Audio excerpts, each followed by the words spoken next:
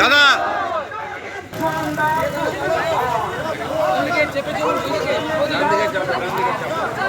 দাদা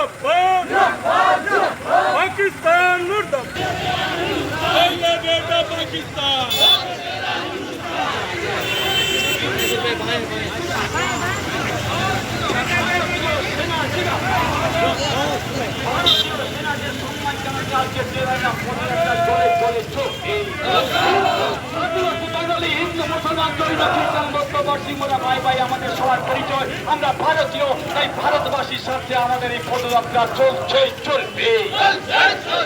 আজকে সন্ত্রাসবাদের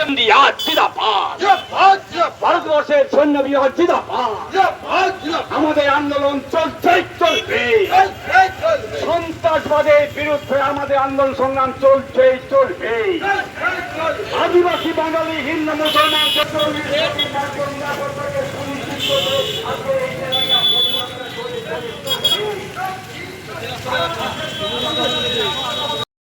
ঠিক সেরকমই তারপরেও প্রায় 4 বার ভারতকে অ্যাটাক করেছে পাকিস্তান, জবাব পেয়েছে। কিন্তু এবছরের 9 এপ্রিল যে আঘাত ভারত দিয়েছে, এই আঘাত পাকিস্তান সহজে ভুলতে পারবে না। তখন পাকিস্তান 2 টুকরো হয়েছিল, এখন শোনা যাচ্ছে যে পাকিস্তান আছে সেটা 3 টুকরো হতে পারে, এবং তার ভিতরে চিড় ধরেছে।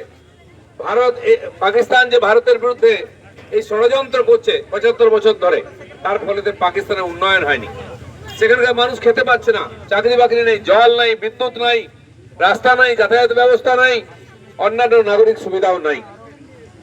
তো সেখানকার মানুষই বিদ্রোহ করছেন।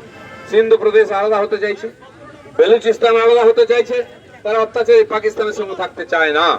তাই পাকিস্তান নিজের সমস্যা সমাধান করতে না পেরে ভারতের উপরে সমস্যা চাপিয়ে দেওয়ার চেষ্টা করছে, কিন্তু ভারত তার যোগ্য জবাব দিয়েছে।